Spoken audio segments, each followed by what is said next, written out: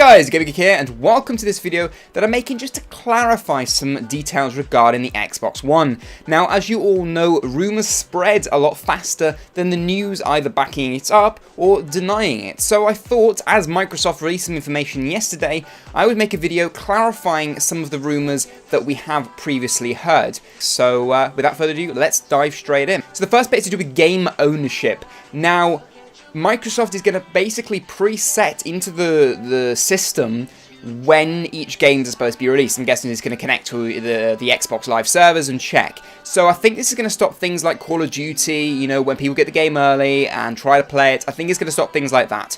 Now, it doesn't matter whether you download the game or you put the game disc into the drive, which will obviously be quicker than downloading it. You will still have to activate the game onto a particular account. Now, that means that you can go onto any console, any other Xbox One console, sign in and play any of the games that you have on your account, but people that use your main home Xbox One with other accounts will be able to use those games as well. So it's not just completely tied to your account, it's tied to your main home console as well. Now, to do with pre-owned, Microsoft are basically pushing the buck onto the developers and saying it's up to them to decide whether they want to charge you when you buy a pre-owned game or when you swap it with a friend or anything like that, and how much they want to charge. So Microsoft's saying they have the features to do it, but they aren't going to make it so that every game has to do it. They're going to make it up to the developers whether they do or don't want to do it. A lot of experts are saying that no developer, at least in the first year, is going to really take this option. But as I said, if they do it, the pricing is going to be up to the developers, and they'll talk it through Microsoft. Microsoft's saying they're not earning any money from this. Who knows if that's true, but that's what they're saying.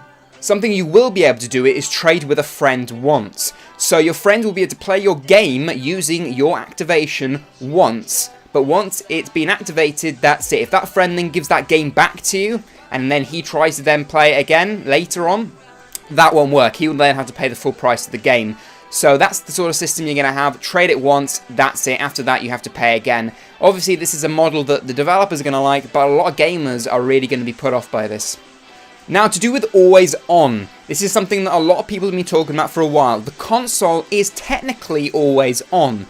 While even when the Xbox is off, it is still connecting to the internet to download patches, updates, and check that you own the games that are on the console, and you're not doing any modding, hacking, or anything like that. But you are allowed to have the console offline for 24 hours and play your games offline. So if the internet went down for that period of time, you can still play your games. After that, though, the console will basically lock down and you can only watch films in that meantime, and TV. So after 24 hours, you do have to connect back to Xbox Live to prove that, you know, you are the legitimate owner of these games that you've got going and that you're rightful to use the service and all that good stuff.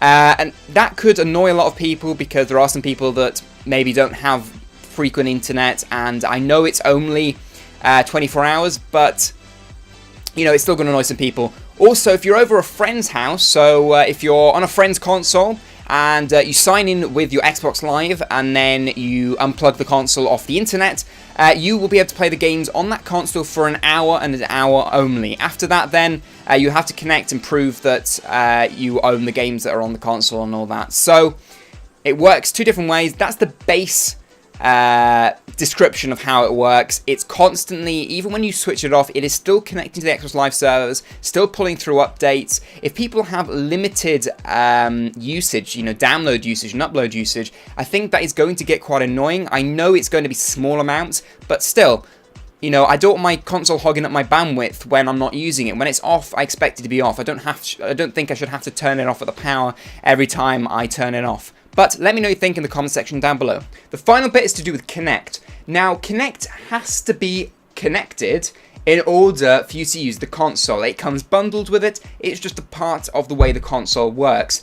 Now, it is basically always monitoring things you're saying. It's not always recording what you're saying, but it's always listening out for key words. That's basically what Microsoft is saying. You know, people are getting a bit wary of the fact that it's always listening. Well, when you have the Xbox off, it is just looking for the keywords Xbox on so that you can turn it off. And you can even turn off that feature if you so wish.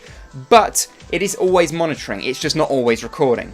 So when you're using the Xbox dashboard, it's listening out for those keywords so that you can go from one area to another. Same for games, but in games you will have the option to disable it so that, you know, it doesn't get annoying in games that you may be talking to your friends and that you may end up saying something that controls the game. So you do have that freedom, but you can't disable it over, you know, over the whole Xbox system. It does have to be connected, but you can go into the privacy settings and kind of change what Xbox can and can't do with the data that it collects. So that's all I have regarding the Xbox One. Let me know what you think in the comment section down below. We're very, very close to E3 now. I'm sure we'll see a lot more regarding the console very soon, so stay tuned, subscribe if you're new, I'll keep you updated, also on the PS4 as well. But I'll see you on the next video. As always, drink tea and game on.